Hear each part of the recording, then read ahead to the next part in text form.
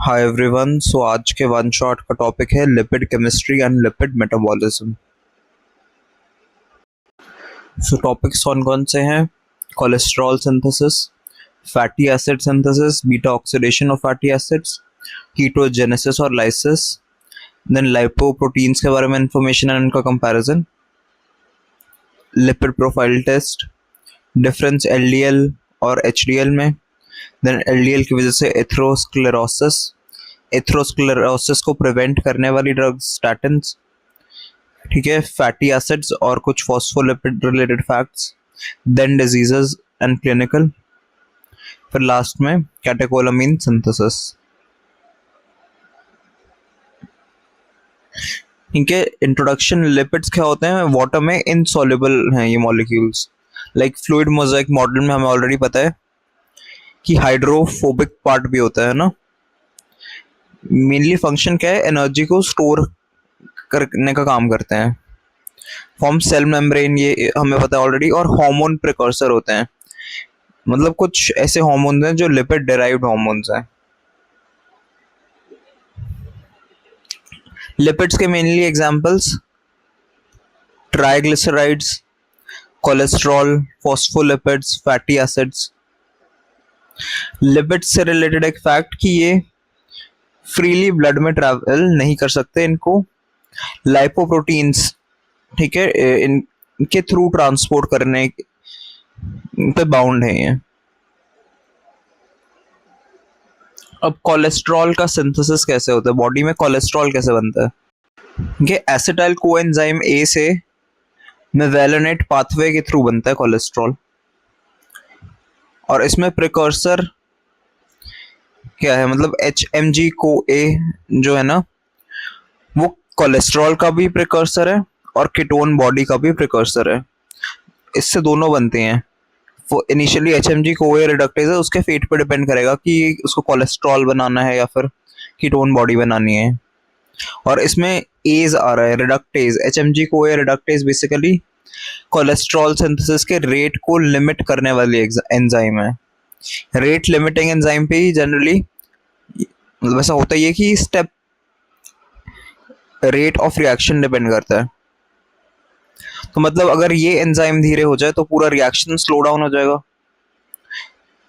तो इसका क्लिनिकल ही रिलेशन है कि स्टैटिन्स वाला, जो मैं आगे बताऊंगा। स्टैटिन्स इसी को इनहिबिट कर देती हैं ताकि पूरा पाथवे ही जो रेट को लिमिट कर रही है एंजाइम, रेट डिटरमाइनिंग स्टेप जैसे होता है ना केमिस्ट्री में, स्लोएस्ट वाला, उसी पे डिपेंड करता है पूरा रिएक्शन। ठीक है, साइट ऑफ कोलेस्ट्रॉल सिंथेसिस देख लेते हैं। साइटोप्लाज्म में होता है and smooth endoplasmic reticulum. Smooth endoplasmic reticulum वो वाला होता है जिसपे ऊपर राइबोसोम्स नहीं लगे होते, रफ अपेयर ये नहीं करता। ठीक है, और इस प्रोसेस में ATP और NADPH की रिक्वायरमेंट होती है। अब कौन कौन से प्रोडक्ट्स कोलेस्ट्रॉल से बनते हैं? कोलेस्ट्रॉल स्टेरॉयड हार्मोन्स बनाता है, बाइल एसिड्स बनाता है, ठीक है। बाइल सॉल्ट्स भी इसी से इनडायरेक्टली बन रहे हैं, क्योंकि पहले ये बाइल एसिड्स बनाएगा, then bile acids further bile salts. Bile salts के examples sodium taurocholate, sodium glycocholate. Do let me know in the comments कि बाइल सॉल्ट्स के लिए कौन सा एबनॉर्मल यूरिन वाला टेस्ट परफॉर्म किया जाता है।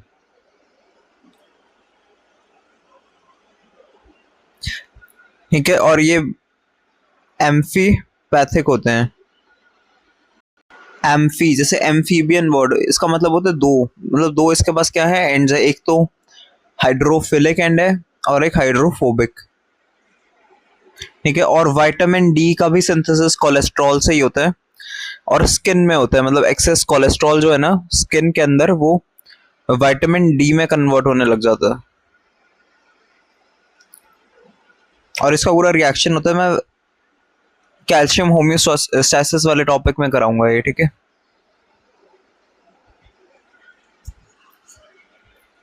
नेक्स्ट, फैटी एसिड का सिंथेसिस, लाइपोजेनेसिस। जेनेसिस मतलब फॉर्मेशन।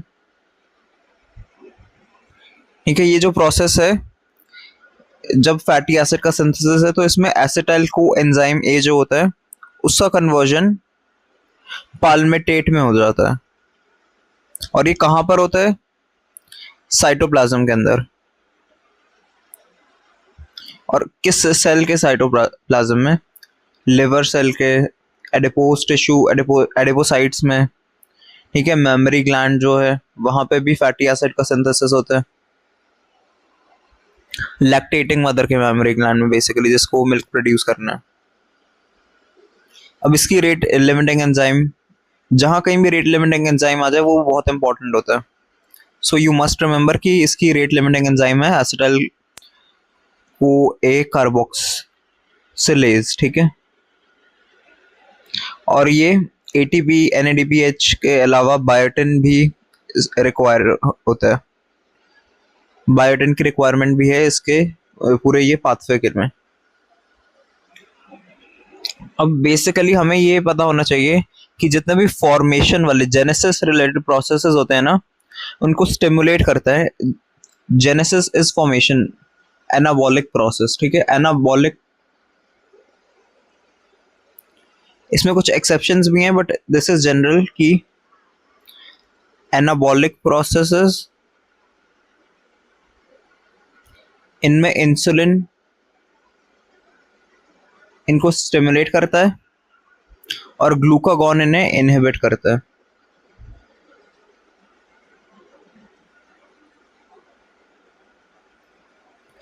लाइपोप्रोटीन्स, ये जो कैरियर मॉलिक्यूल्स हैं,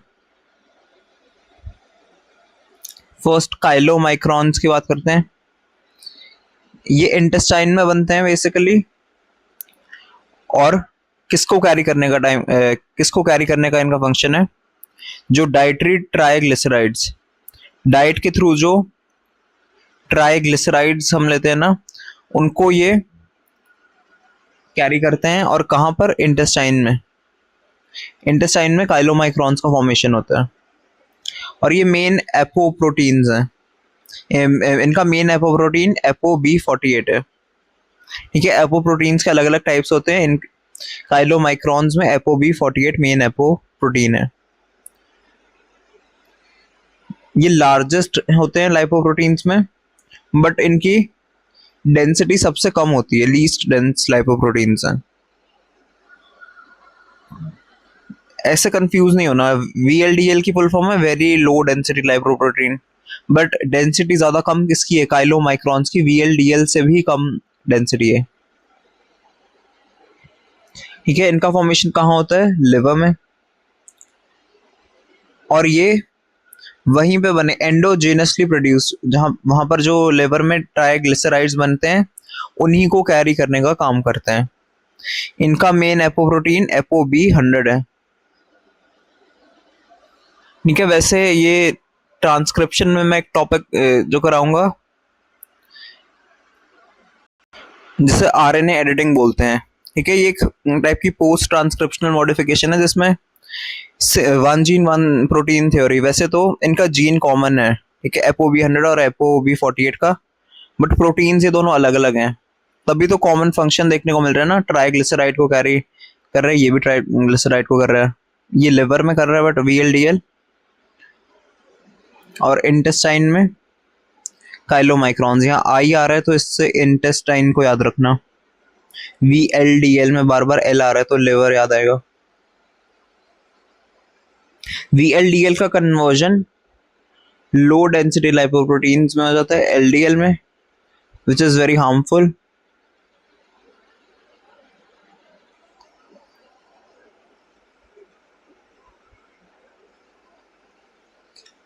LDL और HDL में डिफरेंस फ्रीक्वेंटली पूछा जाता है। LDL इज बैड कोलेस्ट्रॉल और HDL गुड कोलेस्ट्रॉल होता है। क्यों है? क्योंकि LDL की full form low density lipoproteins. ये कोलेस्ट्रॉल हमें पता है थोड़ा हार्मफुल भी होता है ना, उसको लिवर से टिश्यूज में ले जाएगा, और टिश्यूज में कोलेस्ट्रॉल इकट्ठा हो गया तो एथेरोस्क्लेरोसिस के चांस इंक्रीज हो जाते हैं। LDL का अक्यूमुलेशन होता है, इसका फिर फर्दर ऑक्सीडेशन होगा वहां पर, और पूरी वो जो कोरोनरी आर्टरीज वगैरह हैं उनमें ब्लॉकेज आ जाएगी। ठीक है, HDL का फॉर्मेशन कहाँ होता है? लिवर में और इंटेस्टाइन में। HDL का मेन एपोप्रोटीन ApoA1,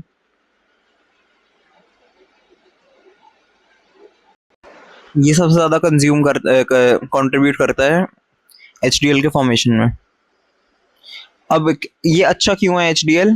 क्योंकि वो तो बुरा काम कर रहा है कि कोलेस्ट्रॉल को भेज रहा है टिश्यूज में, जाओ लिवर से, पर ये उल्टा कर रहा है, रिवर्स कोलेस्ट्रॉल ट्रांसपोर्ट। कोलेस्ट्रॉल को ट्रांसपोर्ट तो कर रहा है बट रिवर्स मैनर में। कैसे? क्योंकि लिवर में वो है, उसको ये वहीं पे लेके आ रहा है, ये टिश्यूज में नहीं भेज रहा, वापस लिवर में आ रहा है, तो रिसाइकलिंग वगैरह हो जाएगी और ये अच्छे से कार्डियोवास्कुलर डिजीज के अगेंस्ट प्रोटेक्शन में काम आएगा। मतलब एलडीएल ने जो टिश्यू में भेजा था इकट्ठा हुआ एक्सेस कोलेस्ट्रॉल था, उसको वापस तू कहते तू लिवर में जो तेरा काम नहीं है यहाँ, तू यहाँ खराब ही करेगा। अब ये एपो ए प्रोटीन की तो बात होगी। एचडीएल में ना एपो बी टाइप के जो प्रोटीन्स होते हैं वो एब्सेंट होते हैं, ये फैक्ट याद होना चाहिए। ठीक है, और एक एंजाइम होती है एलकैट, लेसिथिन कोलेस्ट्रॉल एसिटाइल ट्रांसफरेज नाम की, एलकैट से ही लिख सकते हैं, बस इतना बहुत है। इसका काम होता है एस्टरिफिकेशन ऑफ कोलेस्ट्रॉल। ठीक है, जो ब्लड स्ट्रीम में फ्री कोलेस्ट्रॉल है उसको एस्टेरिफाई करेगी ये, और ये जो SRBI है ये HDL को कहाँ पर लेके जाएगी? लिवर में वापस लेके जाएगी। सो रिवर्स कोलेस्ट्रॉल ट्रांसपोर्ट जो प्रोसेस है उसमें कौन कौन सी ये एंजाइम्स हैं ये भी पता होना चाहिए।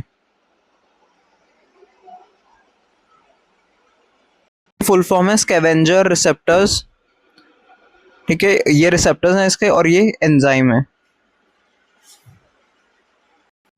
High HDL levels cardiovascular diseases के प्रोटेक्शन में हेल्प करेंगे, बट अगर HDL के लेवल्स ही कम हो जाए तो लिपिड का डिसबैलेंस, इसको डिसलिपिडीमिया बोलते हैं। एमिया मतलब ब्लड में,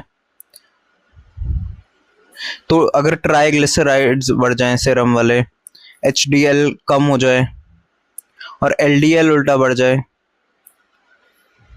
तो डिसलिपिडीमिया कहलाया जाता है। ठीक है, और ये भी पता होना चाहिए कि जब अल्ट्रा सेंट्रिफिकेशन करते हैं और इलेक्ट्रोफोरेसिस करते हैं तो कौन से लाइपोप्रोटीन्स कहाँ पर आते हैं। तो काइलोमाइक्रॉन्स लो डेंसिटी वाले मैंने बताए थे। ठीक है, वेट है तो सबसे ऊपर आएंगे जब सेंट्रिफिकेशन होगी। ठीक है, उसके नीचे VLDL आएंगे, ये डेंसिटी वाइज हो रहा है, तो इससे पता चलता है HDL गुड है, सबसे हाई डेंसिटी है इसकी। ठीक है, इससे ऊपर LDL लो डेंसिटी, फिर IDL, काइलोमाइक्रॉन्स के बाद VLDL, देन LDL और HDL। LDL को तो वैसे लो डेंसिटी बोला गया है, बट ये फिर भी इन तीनों से बेटर है। बट LDL हार्मफुल क्यों है वो नेक्स्ट स्लाइड में आएगा। फ्री फैटी एसिड्स, जब इलेक्ट्रोफोरेसिस होता है ये नेगेटिव साइड होगी और पॉजिटिव साइड, तो काइलोमाइक्रॉन्स VLL ये सीक्वेंस सेम रहेगी। ठीक है, वैसे इसको लेबल किया गया है pre beta, broad beta, beta alpha, फिर फ्री फैटी एसिड्स एल्ब्यूमिन से जो कैरी होते हैं। सो सेंट्रिफिकेशन और इलेक्ट्रोफोरेसिस में सेम पैटर्न ऑब्जर्व होगा। फ्रेडरिक्सन्स क्लासिफिकेशन ऑफ हाइपरलिपिडीमिया, कितने 5 लेवल्स पर फ्रेडरिक्सन एक साइंटिस्ट थे, उन्होंने हाइपरलिपिडीमिया, ब्लड में ज़्यादा लिपिड के लेवल्स हों, उसको क्लासिफाई किया है। जब टाइप 1 है तो काइलोमाइक्रॉन्स का लेवल बढ़ा हुआ है। ठीक है, टाइप 2 को फर्दर A और B सब टाइप्स में डिवाइड किया था इन्होंने। टाइप 2 में सिर्फ LDL बढ़ा है, बट 2A में, ठीक है, 2B में LDL के साथ साथ VLDL भी बढ़ जाता है। बट टाइप 3 में जो IDL है उसके रेमिनेंट्स थोड़े बहुत ऑब्जर्व होते हैं। टाइप 4 में VLDL वेरी लो डेंसिटी वाले बढ़ जाते हैं, और टाइप 5 में VLDL के साथ साथ काइलोमाइक्रॉन्स का भी लेवल इंक्रीज हो जाता है। तो टाइप 1 में काइलोमाइक्रॉन्स होते हैं, बट वो सीधा टाइप 5 में कन्वर्ट हो जाएगा अगर काइलोमाइक्रॉन्स के साथ साथ VLDL भी हो। तो ऐसे याद रखो, CLL, CLLV, IVCV, CLLV, IVCV, LV तो याद रहेगा ही, काइलोमाइक्रॉन, CC लास्ट में, ये भी VLDL इधर आ गया, इससे पहले भी VLDL है, ठीक है। CLLV, IVCV। अब LDL क्यों इतना हार्मफुल है, उससे बैड क्यों बोला गया, क्योंकि ये एथ्रोजेनिक होता है, एथ्रोस्क्लेरोसिस को कॉज करता है। एथेरोस मतलब हार्डनिंग, प्लाक फॉर्मेशन, और स्क्लेरोसिस उसका हार्डनिंग। क्रॉनिक इन्फ्लामेटरी डिजीज है, स्वेलिंग हो जाती है लार्ज आर्टरीज में। सबसे पहले एंडोथीलियल डिसफंक्शन होता है, एंडोथीलियम जो है लेयर टिश्यू की, उस वो खराब हो जाएगी, डिसफंक्शन होएगी, ठीक है। रिस्क फैक्टर्स मतलब जैसे अगर हाइपरटेंशन है, स्मोकिंग, LDL के लेवल्स जब रेज हो गए हैं, हाइपर ग्लाइसेमिक है कोई, तो डायबिटीज एक कॉज है, ठीक है। तो एंडोथीलियम डैमेज हुआ सबसे पहले, जैसे एंडोथीलियम डैमेज हुआ वहां पर क्या होगा, LDL का अक्यूमुलेशन होगा। इंजरी से LDL उसकी ना वॉल्स में चला जाता है, अब वो अंदर घुस गया तो LDL का फर्दर ऑक्सीडेशन भी होगा, केमिकली वो डैमेज हो जाएगा। फिर कोई भी डैमेज होता है तो हमें पता है कि स्कैवेंजर सेल्स, मैक्रो फेजेस वहां पर आ जाएंगे, ब्लड के अंदर वो प्रेजेंट है ही, वो ब्लड स्ट्रीम से जब बाहर निकलते डायपेडेसिस करते हैं, उन्हें मैक्रोफेजेस बोल देते हैं, मोनोसाइट्स को। अब macrophages further foam cells, foam like appear करेंगे, क्योंकि क्यों ये इतना एंगल्फ कर रहे तेज तेज इसको खाते जा रहे हैं कि इनके बाहर फोम लाइक अपेयरेंस हो गई। अब फोम सेल्स से फैटी स्ट्रीक बनती है, which is the earliest visible lesion of atherosclerosis. ये पूरा फैट डिपोजिशन हो गया, तो मतलब विजिबल लीजन अगर चेक करे कोई क्लिनिशियन तो दिख सकता है। और फैटी स्ट्रीक्स आना किसी भी एज में नॉर्मल है, अब तो एज का कुछ रह ही नहीं गया इसमें। वैसे इंक्रीजिंग एज लिखा हुआ है फैक्टर, बट अब तो किसी को भी हो जाता है, क्योंकि सेडेंट्री लाइफस्टाइल है, स्मोकिंग, ओबेसिटी, डायबिटीज, हाइपरटेंशन, ये सब है, ठीक है। ये जो प्लाक बना, अब इस पे कंटिन्यूसली लिपिड डिपोजिशन हो रहा है, ठीक है, मसल वहां पे ग्रो कर रही है, और मेनली ये कोरोनरी आर्टरीज में होता है, तो कोरोनरी आर्टरी डिजीज। वैसे जो वेसल्स की ट्यूनिका इंटिमा लेयर है ना अंदर वाली, उसमें होता है। तो एंडोथीलियल डिसफंक्शन, सबसे पहले मोनोसाइट्स आए, फिर वो मैक्रोफेज बने। मैक्रोफेज ने जो ऑक्सीडाइज्ड LDL था, इकट्ठा हो गया था ना यहाँ पे डैमेज की वजह से, LDL उसका ऑक्सीडेशन हो गया था, इसको एंगल्फ कर लिया। फैगोसाइटोटिक तो साइटोसिस तो इनके नेचर में है ही। देन ये फोम सेल्स में मैक्रोफेजेस के अंदर अब लिपिड इकट्ठा हो जाएगा, ये ऑक्सीडाइज लिपिड को खा लिया ना इन्होंने, तो इसमें खुद इकट्ठा हो गया है, तो ये अब फोम सेल्स इनका नाम रख दिया गया। Then fatty streak. अब अगर ये कोलेस्ट्रॉल इतना इकट्ठा हुआ है उसको लोअर डाउन करना है, तो पेशेंट्स को कौन सी ड्रग्स दी जाती हैं, स्टैटिन्स।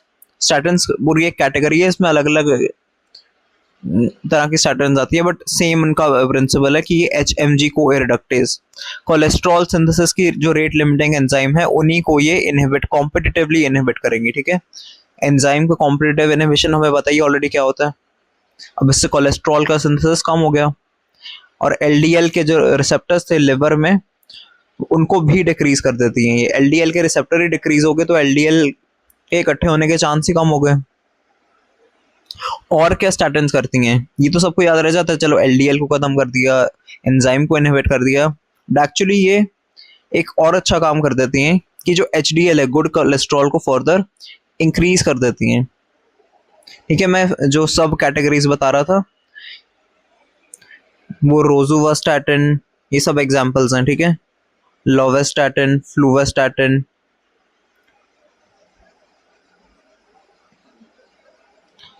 अब इसके कॉमन एडवर्स इफेक्ट्स वैसे हर ड्रग के होते हैं, बट कुछ है कि गैस्ट्रो इंटेस्टाइनल, स्टमक अपसेट वगैरह कर देती हैं, ठीक है। लिवर एंजाइम्स के लेवल्स को बढ़ा देती हैं, मायो मसल्स रिलेटेड डिसऑर्डर्स, मायोपैथी, ठीक है। ये नहीं भी याद रखना तो इट्स फाइन, स्टैटिन्स का कॉन्सेप्ट पता होना चाहिए। और स्टैटिन्स को कब लेते हैं, रात को लेते हैं, और कब नहीं लेते। प्रेग्नेंट और lactating mothers should avoid this. जिसको लिवर डिजीज है ऑलरेडी उसको भी अवॉइड करना चाहिए, क्योंकि लिवर के एंजाइम्स को ये इंक्रीज कर देती हैं। और इनके लिए LFT जो लिवर फंक्शन टेस्ट होता है, सी के कार्डियक मार्कर्स में मैंने ये सारी एंजाइम्स बताई थी, है ना। नेक्स्ट है oxidation, beta oxidation fatty acids का क्यों होता है? एनर्जी के प्रोडक्शन के लिए। इसके पीछे का पर्पस ये है बेसिकली कि हमें फैटी एसिड्स का ब्रेकडाउन करवाना है और उससे एनर्जी डिराइव करनी है। जो भी सेल में होगा ये उसके माइटोकॉन्ड्रिया के मैट्रिक्स में होगा। मेनली कौन से सेल्स में? लिवर के सेल्स में, हार्ट सेल्स में, स्केलेटल मसल सेल्स में, किडनी में। अब इससे क्या फॉर्म होता है? एंड प्रोडक्ट्स हैं एसिटाइल कोए, NADH, FADH2। ठीक है, ये एनर्जी की फॉर्म्स हैं। इसकी rate limiting enzyme carnitine palmitoyl transferase, CPT1। ठीक है, beta oxidation of fatty acids की रेट लिमिटिंग एंजाइम भी याद रखनी है, और ये क्या क्या रिक्वायरमेंट है इस पाथवे में वो भी याद रखना है। पाथवे अगर करवाना है तो कार्निटिन चाहिए, कोएंजाइम ए चाहिए, NAD+, FAD। ठीक है, कब होता है इसकी रिक्वायरमेंट, क्यों और कब है? ठीक है, जब फास्टिंग स्टेट होती है ना, धीरे धीरे जो ग्लूकोज खत्म होता जा रहा है, बॉडी को कोई और सोर्स चाहिए एनर्जी के लिए, तब होता है ये फास्टिंग स्टेट में। फास्टिंग स्टेट में ये स्टिमुलेशन होता है beta oxidation of fatty acids का। और इनहिबिट कब होता है? ये ग्लूकागॉन इसे इनहिबिट करेगा, क्योंकि इन फास्टिंग स्टेट जब होती है, जब फेड स्टेट होती है, तब इंसुलिन का लेवल हाई होता है, और ग्लूकागॉन उसके बाद जब स्टारवेशन वाली स्टेट है, ग्लूकागॉन आ गया, तो ग्लूकागॉन और एपिनेफ्रिन इसके इनहिबिटर्स हैं।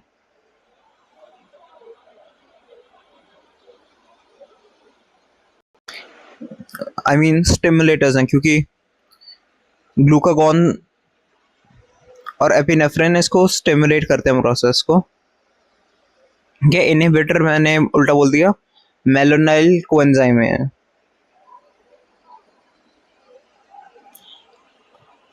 अब कार्निटिन की डेफिशिएंसी और CPT1 एंजाइम की डेफिशिएंसी और इसके इनहिबिटर MCAD, मेलोनाइल कोए, इसकी डेफिशिएंसी होगी तो बीटा ऑक्सीडेशन इम्पेयर हो जाएगा फैटी एसिड्स का, जिसकी वजह से क्या होगा? हाइपोकेप्टिक हाइपोग्लाइसीमिया।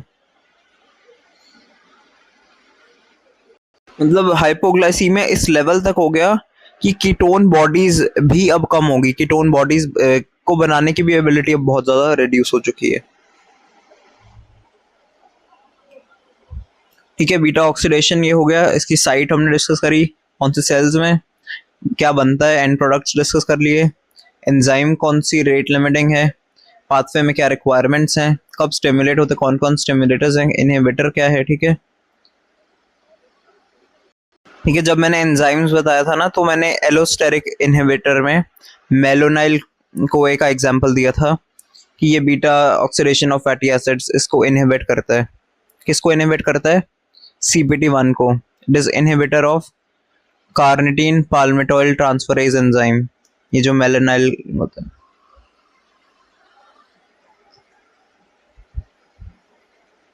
ठीक है, एपिनेफ्रिन क्यों स्टिमुलेट कर रहा है? क्योंकि ये जब फ्लाइट वाली सिचुएशन है, तो ऑलरेडी अब देखो हाइपोग्लाइसीमिया तो है ही, तो बॉडी को क्या इंश्योर करना है कि वाइटल ऑर्गन्स तक अगर भागना है तो सही से एनर्जी प्रोड्यूस हो जाए। तो मतलब ये इमरजेंसी सिचुएशन है, उसमें उसको हाइपोग्लाइसीमिक होकर बेहोश थोड़ा होना है। अगर कोई सांप काट रहा है तो आपको भागना है उस टाइम पे, या कोई भी ऐसी सिचुएशन है, तो उसके लिए हाइपोग्लाइसेमिया प्रिवेंट करना है। और एपिनेफ्रिन ऐसे सिग्नल देगा कि फैटी एसिड्स की ऑक्सीडेशन कराओ, जल्दी एनर्जी बनवाओ। ठीक है, और इसका स्टिमुलेटर ग्लूकागॉन भी मैंने बताया था। ठीक है, नेक्स्ट आ जाता है कीटोजेनेसिस। मतलब कीटोन बॉडीज एग्जैक्टली बनती कैसे हैं? जो एसिटाइल कोएंजाइम है ना, कीटोजेनेसिस के प्रोसेस के थ्रू उसी से कीटोन बॉडीज बन जाती हैं फास्टिंग स्टेट में। कीटोन बॉडीज के examples acetone, acetoacetate, beta hydroxy butyrate. अब हमें इंफॉर्मेशन होनी चाहिए कि ट्रू कीटोन बॉडीज कौन सी होती हैं और फॉल्स कीटोन बॉडीज कौन सी होती हैं। ठीक है, एसीटोन ये जो नेल पॉलिश रिमूवर वगैरह में भी डलता है ना, ये तो उड़ जाता है। और ये जब कुछ स्मॉल ब्रेथ होती है जो डायबिटीज के पेशेंट्स में, उसमें एसीटोन की ही स्मेल होती है, जो ब्रेथ है बेसिकली टाइप 1 वाले में, डायबिटिक कीटोएसिडोसिस में। अब बीटा हाइड्रोक्सी ब्यूटारेट जो है ना, उसके पास फ्री कीटो ग्रुप नहीं होता, तो ये भी ट्रू नहीं है। तो ट्रू कौन सी है? एसिटोएसिटेट।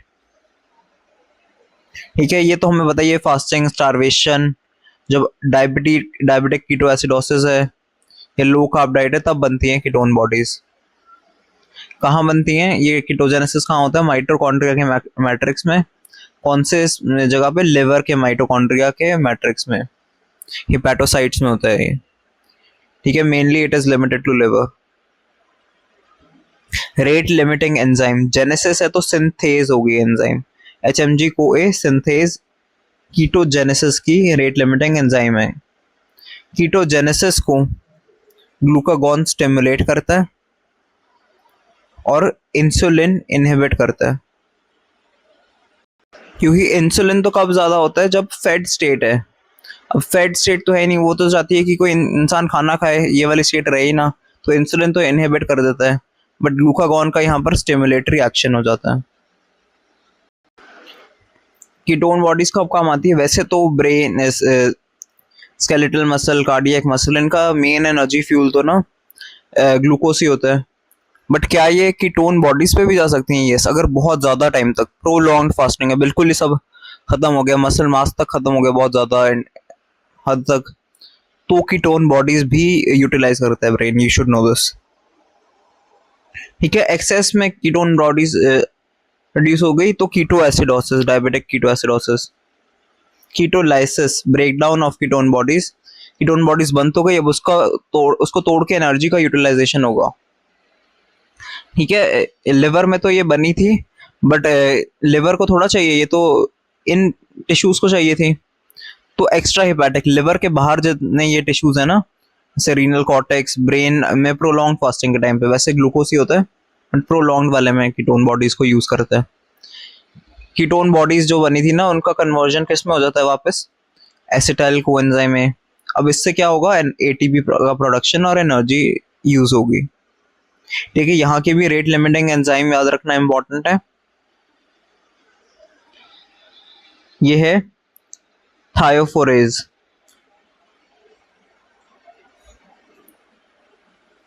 लिवर कीटोलाइसिस खुद क्यों नहीं कर सकता? ये बाकी क्यों करेंगे? क्योंकि लिवर के पास ये जो थायोफोरेज एंजाइम है ये एब्सेंट होती है।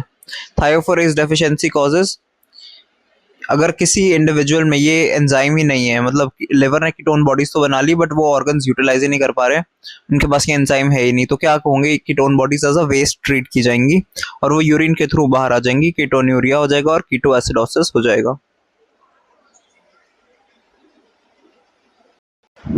ठीक है, इसका नाम एसिटोएसिटेट कोएंजाइम ए ट्रांसफरेज या फिर सक्सिनाइल SCOT। ठीक है, सक्सिनाइल को ए ट्रांसफरेज, SCOT भी है इसका कॉमन नेम।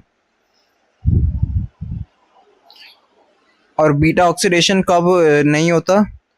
जब इनहिबिटरी एंजाइम MCAD की डेफिशिएंसी हो, मेलानाइल कोएंजाइम A की डेफिशिएंसी।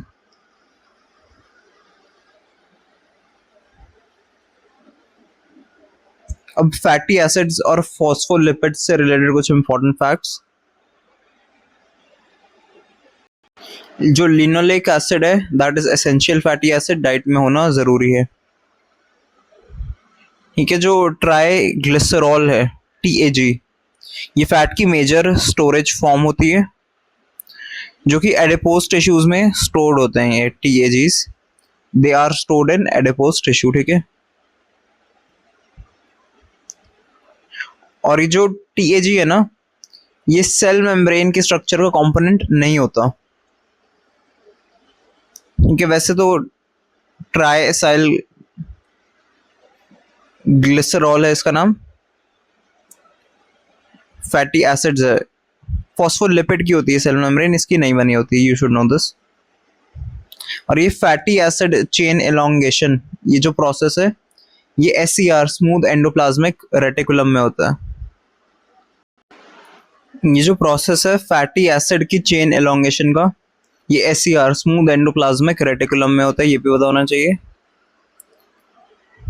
और ये जो फैटी एसिड्स का ऑक्सीडेशन है ना, लॉन्ग चेन बड़ी बड़ी चेन होती है जो फैटी एसिड्स की, वो ऑक्सीडाइज होके क्या प्रोड्यूस करती हैं, प्रोपियोनाइल कोएंजाइम है।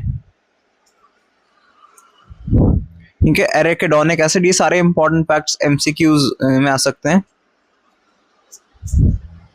जो एराकिडोनिक एसिड है ये फैटी एसिड है, ठीक है, और ये प्रिकर्सर किसका है, प्रोस्टाग्लैंडिन्स का और एकोसिनॉइड्स का। प्रोस्टाग्लैंडिन्स हमें पता है एलर्जी वाले रिस्पॉन्स में, इस पे अलग से शॉर्ट नोट भी आ सकता है प्रोस्टाग्लैंडिन्स पे कि होते क्या हैं ये, लिपिड्स के कंपाउंड्स बेसिकली, जो कि कहाँ बनते हैं, जहाँ पर इन्फेक्शन हुई हो। ये कोई लाइक हॉर्मोन्स नहीं है, बट ये इन्फ्लेमेटरी रोल होता है इनका, और ब्लड क्लॉटिंग में भी प्रोस्टाग्लैंडिन्स का रोल होता है। और ये डेरिवेटिव्स हैं एराकिडोनिक एसिड के, एराकिडोनिक एसिड से फर्दर ये बनेंगे, ठीक है। अब फॉस्फोलिपिड्स की बात करते हैं। उससे पहले ये एकोसिनॉइड्स भी ये सिमिलर प्रोस्टाग्लैंडिन्स की तरह ही है, ये भी इम्यून रिस्पॉन्स, BP रेगुलेशन, इन सब में इनका रोल है। और मसल की बेसिकली जो होती है ना, muscle mass maintenance, stone maintenance, pain perception, ये सब इसका रोल है। फॉस्फोलिपिड्स में एक मेजर एग्जांपल आ जाता है लेसिथिन का। लेसिथिन को DPPC भी बोलते हैं।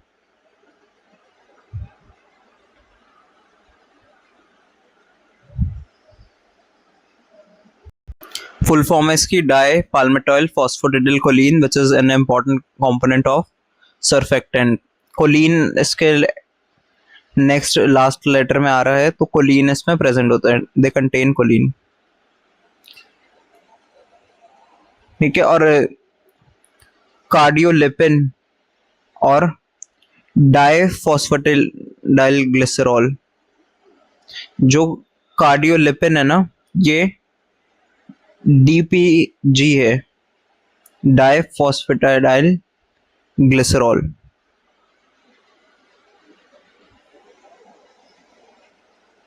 ठीक है, DPG और DPPC, इसमें डिफरेंस पता होना चाहिए, ये दोनों MCQ रिलेटेड फैक्ट्स हैं। कार्डियोलिपिन डाई फॉस्फेटिडाइल ग्लिसरॉल है, बल्कि वो डाई पाल्मिटॉइल फॉस्फोटिडिल कोलिन है। फॉस्फोटिडिल दोनों वर्ड ये कॉमन आ रहे हैं ना, डाई भी कॉमन आ रहे हैं, बट ग्लिसरॉल और ये डिफरेंस है, ठीक है।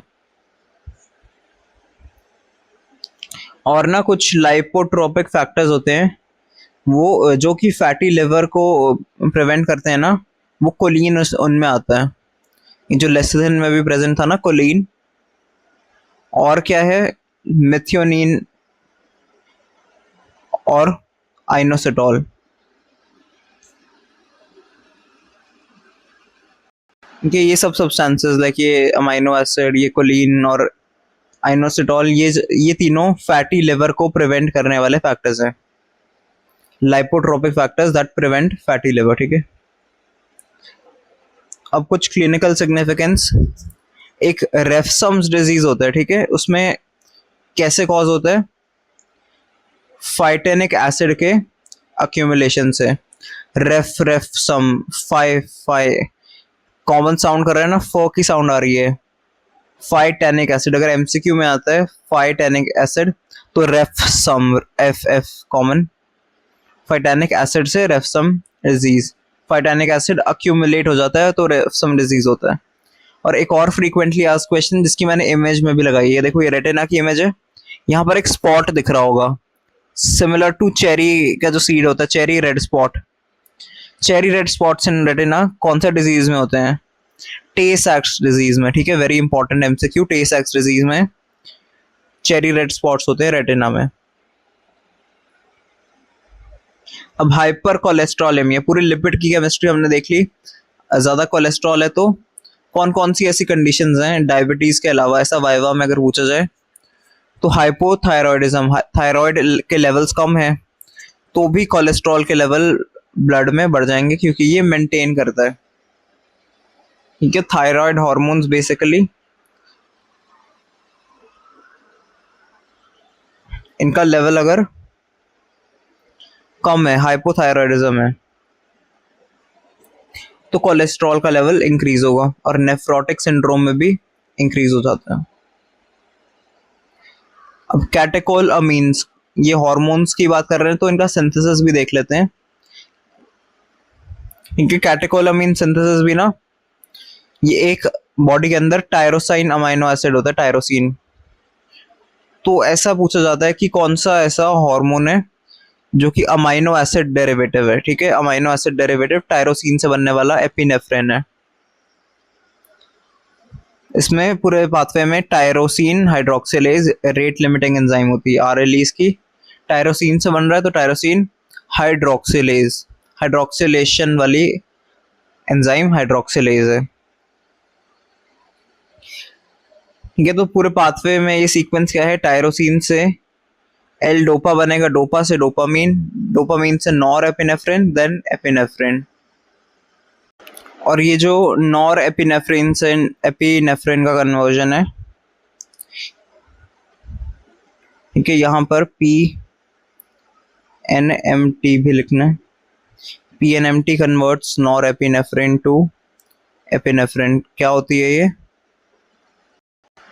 एंजाइम, ठीक है, जो कि नॉर एपिनेफ्रिन को एपिनेफ्रिन में कन्वर्ट कर देती है, PNMT।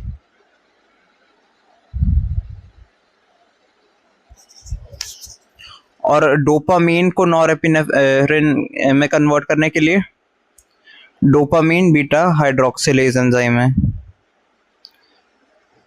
और ये डोपा को डोपामीन में कन्वर्ट करने वाली एंजाइम डोपा डी कार्बोक्सिलेज है।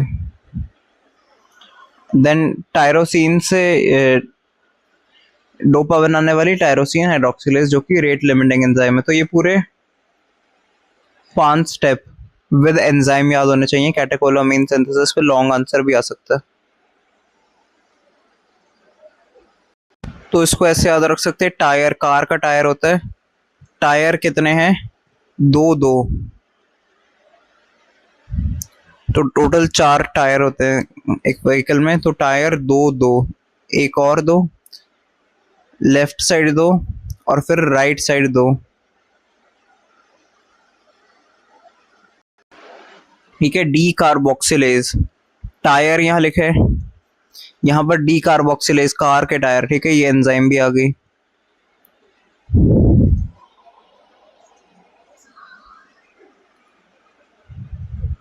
टायर 2 हैं कार में लेफ्ट साइड पे और 2 टायर राइट साइड पे। तो इससे पूरी सीक्वेंस क्रैम कर सकते हो, टायरोसिन, टायर, एल डोपा, फिर इसमें एंजाइम कौन सी थी, टायरोसिन हाइड्रोक्सिलेज, ठीक है। टायर बेसिकली हाइड्रोक्सिलेज, टायर को ऐसे याद रखो कि टायर ना पानी में गए तो रेट लिमिट हो गया, कार चलने का रेट लिमिट हो गया क्योंकि टायर पानी में चले गए, अब रुक गया सब कुछ, ठीक है। फिर क्या हुआ, उस कार में 2 और टायर लगाने पड़े, 2 टायर से एक्सचेंज हुए क्योंकि पहले वाले टायर हाइड्रोक्सिलेज पानी में खराब हो गए थे।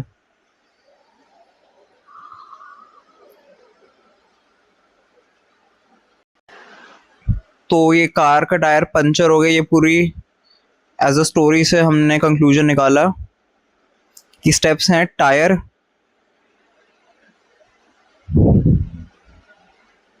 दो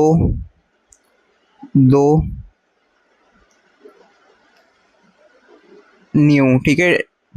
टायर रिप्लेस करें क्योंकि कार पंचर हो गई थी, कार का टायर पंचर हो गए थे 2 पानी में जाने की वजह से, हाइड्रोक्सी है ना। तो रिप्लेस करने के बाद टायरोसिन, डीओ से डोपामीन, दूसरे डो से डीओ से डोपा, दूसरे डीओ से डोपामीन, फिर एन से नॉर एपिनेफ्रिन, लास्ट वाले से एपिनेफ्रिन, और डब्ल्यू से कुछ नहीं है, ठीक है।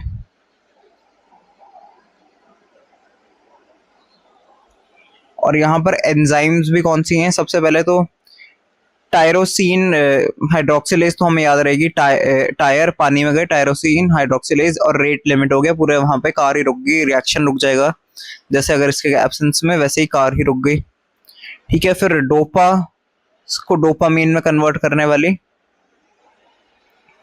Dopa D carboxylase, tyre car के थे तो डोपा को डोपामीन वाली डोपा डी कार्बोक्सिलेज, कार पहले आएगी, ठीक है। फिर उसके बाद नॉर एपिनेफ्रिन बनाने वाली, न्यू टायर क्यों लगे थे, क्योंकि पानी से खराब हुई थी ना, हाइड्रोक्सिलेशन, तो डोपामीन हाइड्रोक्सिलेज वाली बाद में आएगी, ये याद रखना।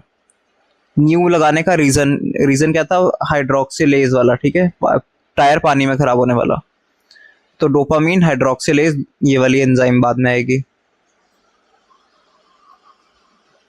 देन लास्ट में नॉर एपिनेफ्रिन को एपिनेफ्रिन वाली PNMT।